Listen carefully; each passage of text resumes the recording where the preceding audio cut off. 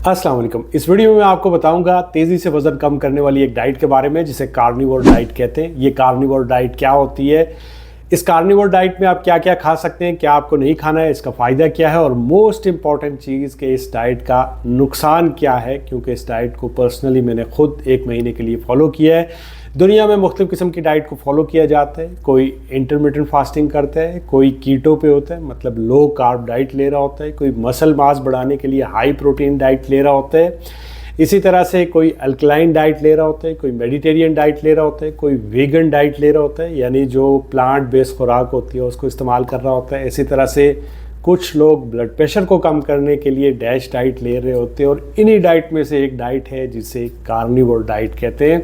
ये carnivore diet होती क्या है, तो ये एक ऐसी खुराक है जिसमें आपको एनिमल फूड लेना होता है यानी सिर्फ आपने गोश्त खाना होता है। जो कार्ब होते हैं उनको ज़ीरो कर दिया जाता है, मतलब जो कार्बोहाइड्रेट हैं वो कार्निवोर डाइट में मुकम्मल बंद कर दिए जाते हैं। ये कीटो डाइट की एक फॉर्म है, बट कीटो में आपको लो कार्ब डाइट दी जाती है, मतलब आपकी खुराक में जो कार्बोहाइड्रेट है वो कम मिकदार में शामिल होते हैं और जो कार्निवोर डाइट है उसमें ज़ीरो कार्ब होते हैं। अब जब आप कीटो डाइट करते हैं तो उसमें आपकी जो बॉडी होती है वो कार्ब को इस्तेमाल करती है पहले एनर्जी के लिए। जब कार्ब्स ख़त्म हो जाते हैं तो फिर वो फ़ैट को इस्तेमाल करती है, जो स्टोर फैट होता है उसको एनर्जी के तौर पे इस्तेमाल करती है। इस अमल को कीटोसिस कहते हैं। इसके बरक्स में अगर आप कार्निवोर डाइट करते हैं तो चूँकि आप कार्ब्स तो ले ही नहीं रहे तो आपकी बॉडी एनर्जी कहाँ से लेगी, तो उसके लिए जो आपने फ़ैट खाया होगा उसको बॉडी एज ए फ्यूल इस्तेमाल करेगी और जब ये ख़त्म हो जाएगा तो जो स्टोर फैट होगा उसको बॉडी इस्तेमाल करेगी, जिससे वज़न तेज़ी से कम होता है।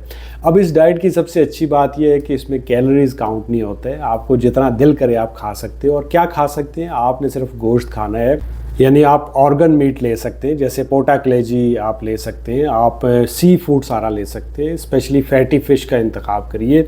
इसी तरह से आप चिकन ले सकते हैं, अंडे ले सकते हैं, आप गोट चीज़ ले सकते हैं, आप बटर ले सकते हैं, क्रीम ले सकते हैं, जानवरों की यखनी या सूप ले सकते हैं, कम मिकदार में आप दूध ले सकते हैं, दही ले सकते हैं। इसी तरह से आप कॉफ़ी इस्तेमाल कर सकते हैं, आप ग्रीन टी इस्तेमाल कर सकते हैं। क्या आपने नहीं खाना होता है तो आपने सब्जियां नहीं खानी है, अनाज का इस्तेमाल यानी आपने दालों का इस्तेमाल नहीं करना है, आपने रोटी नहीं खानी है, आपने चावल नहीं खाने, आपने फ्रूट नहीं खाना है, आपने नट्स इस्तेमाल नहीं करने हैं या फिर ऐसी चीज़ें जो शुगरी होती हैं उनको आपने इस्तेमाल नहीं करना होता इस डाइट में। इस डाइट के फ़ायदे और नुकसान की तरफ जाने से पहले मैं आपको ये बता दूं कि ये जो ज़ीरो कार्ब डाइट है या कार्निवोर डाइट है इसका आइडिया कोई नया आइडिया नहीं है।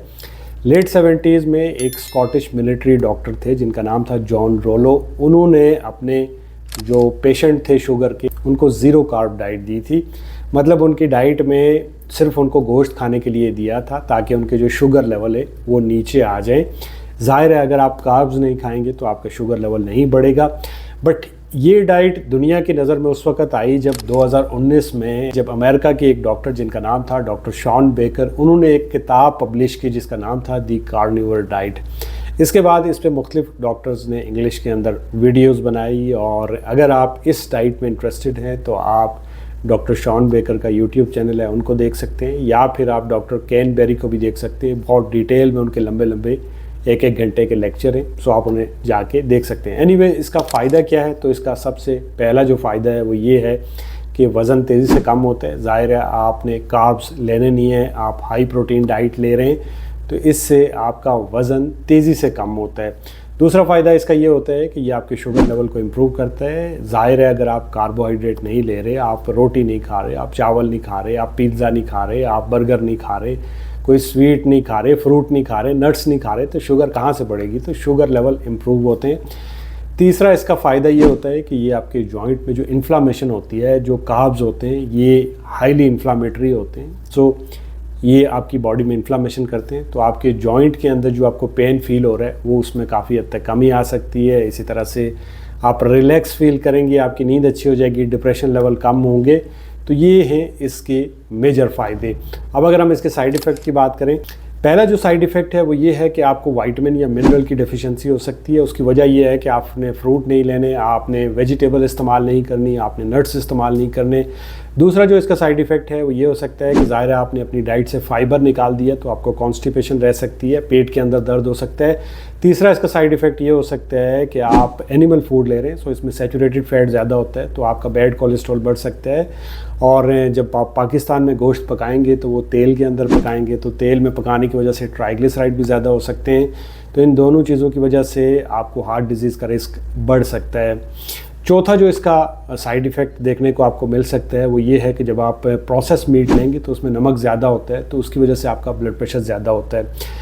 एनीवे किन लोगों को ये डाइट नहीं लेनी चाहिए, तो ऐसे लोग जो क्रॉनिक किडनी डिजीज़ के मरीज़ हैं उनको इस डाइट को अवॉइड करना चाहिए। इसी तरह से ऐसे मरीज़ जिनको कोई हार्ट डिजीज़ की फैमिली हिस्ट्री है उनको इस डाइट को अवॉइड करना चाहिए। इसी तरह जिन लोगों के कोलेस्ट्रॉल ज़्यादा होते हैं उनको अवॉइड करना चाहिए। जो प्रेग्नेंट लेडीज़ हैं उनको भी इस डाइट को अवॉइड करना चाहिए। अब इस डाइट को लगभग मैंने 1 महीने और 3 दिन के लिए फॉलो किया। जो पॉजिटिव चीज़ मुझे देखने को मिली वो ये थी कि मेरा जो वेट था वो 5 किलो कम हुआ।